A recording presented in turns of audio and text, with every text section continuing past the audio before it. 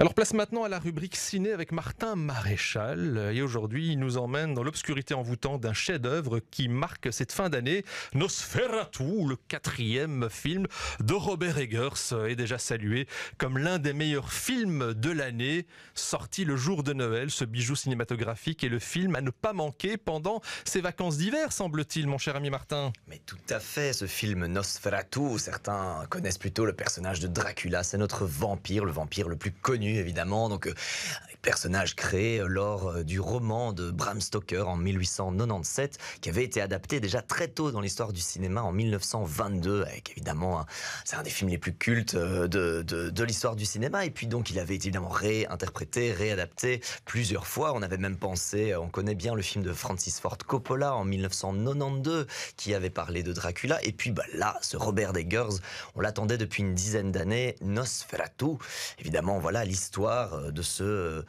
jeune homme, Thomas Hutter, qui habite en Allemagne, dans un petit village du milieu du 19e siècle. Et puis, il est envoyé en une mission un petit peu étrange jusqu'en Transylvanie pour aller rencontrer le comte Orlok.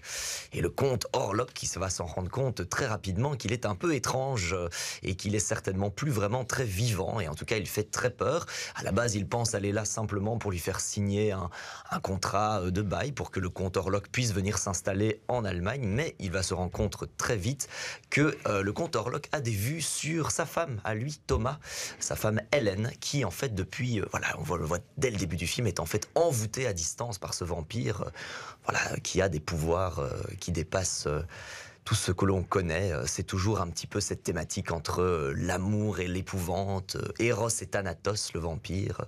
Et donc cette adaptation de Robert Eggers de 2024, je l'attendais énormément, puisque c'est un de mes réalisateurs préférés, et il s'annonce déjà comme probablement un des meilleurs films de l'année 2024, donc qui est sorti le 25 décembre. Alors Martin, petite confidence en ce début de semaine, en ce dernier lundi 2024. Mon film Dracula contemporain préféré, c'est celui de Francis Ford Coppola, sorti en 1992.